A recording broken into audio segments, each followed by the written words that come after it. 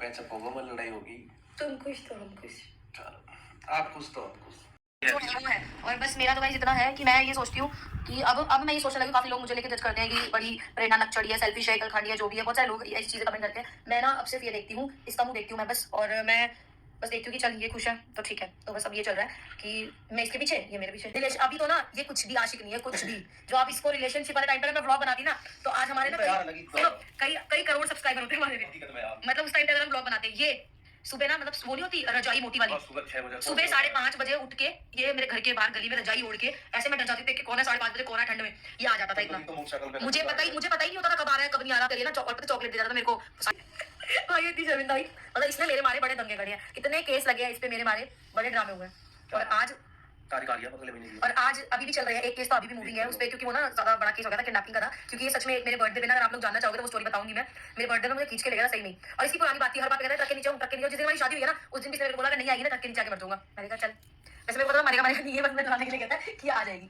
सो अगर आपको इसकी आशिकी वाली स्टोरी सुननी है ना, इसकी देर गई ना, इसकी नहीं मतलब करम बात तो आप ही करते थे ना, मैं थोड़ी करती फिरती थी, या मैं थोड़ी ना अपने ऊपर केस लगाती थी, आप ही के ऊपर होते थे। मतलब मैं उस टाइम पे से बहुत डरती थी, ये वाली बात सच है। मैं उस टाइम पे ना मेरी इससे बहुत पड़ती थी भाई, बहुत ज्यादा वाली। मतलब मैं इसको पता नहीं क्या होगा, क्या ही डरता। और अब भी डर है मैं अब आपसे अरे अच्छा चलो ठीक है, एकदम सच बता दो, वो वाला डर है रिलेशनशिप वाला?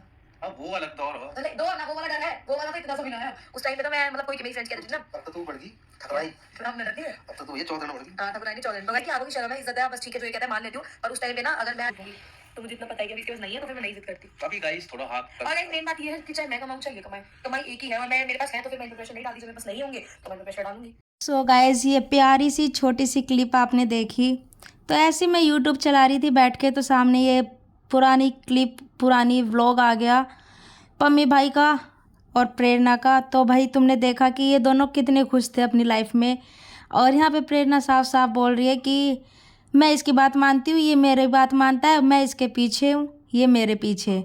तो भाई कितना अच्छा रिलेशन था। प्रेरणा यहाँ पे ये भी बोलती है कि भाई मैं पैसों का जो प्रेशर है ना वो पम्मी पर नहीं डालती, क्योंकि मेरे पास जब हो तो मैं प्रेशर नहीं डालती, अगर हाँ मेरे पास नहीं हो तो मैं प्रेशर डालूंगी, और फिर मैं खुद कमा रही तो क्यों प्रेशर डालूं।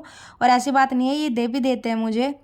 तो भाई ये छोटी सी क्लिप थी, और इसमें छोटा सा एक क्लिप ये भी था कि भाई उन्होंने अपनी छोटी सी एक लव स्टोरी का पार्ट बताया कि भाई इतना बड़ा आशिक था पम्मी, अगर मैं उस टाइम व्लॉग बनाती ना तो करोड़ों सब्सक्राइबर होते हम दोनों के, क्योंकि ये इतना बड़ा आशिक था। और मैं इससे इतनी डरती थी कि कोई झूठ से भी बोल देता था ना कि तेरे पीछे पम्मी खड़ा है, तो मैं डर जाती थी। तो भाई ये बहुत बड़े वाला आशिक था, पूरी ठंड में सुबह सुबह 5:30 बजे बाइक पर मेरे से मिलने आता था, और मेरी स्कूल वैन के पीछे पीछे आता था स्कूल तक।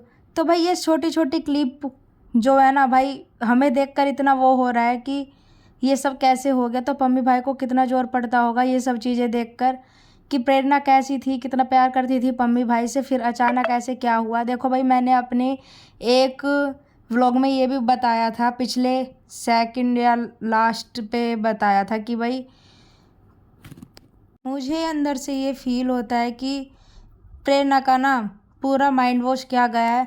आज तक सुना था लेकिन अब देख भी लिया कि भाई प्रेरणा का मुझे अंदर से फील होता है कि माइंड वॉश किया गया है, क्योंकि वो लड़की कितना प्यार करती थी, अपनी लाइफ में खुश थी अपनी बेटी के साथ, अपने पति के साथ, और फिर अचानक से ये सब हो गया। जैसे कि पम्मी भाई अपने हर व्लॉग में बोलते हैं कि भाई वो मुझसे बहुत प्यार करती थी, मैं उससे बहुत प्यार करता था, फिर अचानक से पता नहीं कौन सा प्यार का भूत चढ़ गया इस पर कि ये उसकी तरफ अट्रैक्ट होती चली गई, जो कि अभी भी है प्रेरणा का सोशल मीडिया के थ्रू जो पता चलता है हमें। तो भाई पम्मी भाई ने जैसे अपने व्लॉग में बताया है, तो भाई कितनी अच्छी फैमिली थी, कितने अच्छे से खुश थे ये दोनों, अपने व्लॉग बनाते थे। और ये ज़्यादा पुराना व्लॉग नहीं है, सिर्फ 1 साल पहले का, जनवरी का, जब प्रेरणा का बर्थडे था। जैसे कि इस साल भी बर्थडे था और पम्मी भाई ने विश भी किया था प्रेरणा को बर्थडे अपने इंस्टा पर।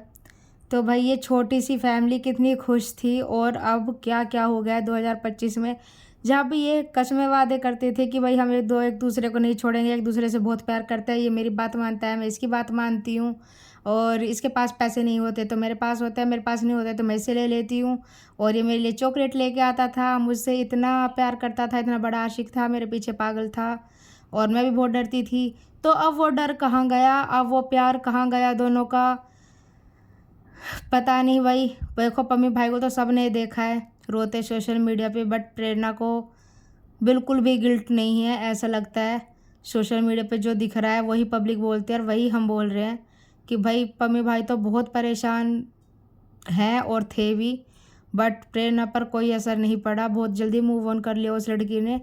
जबकि इस क्लिप का आपने देखा कितना प्यार करती थी वो पम्मी भाई से और दोनों कैसे रहते थे साथ। गाइस छोटी सी क्लिप थी, कमेंट करना आपको कैसी लगा और जो मैंने कहा वो सही कहा या गलत कमेंट जरूर करना।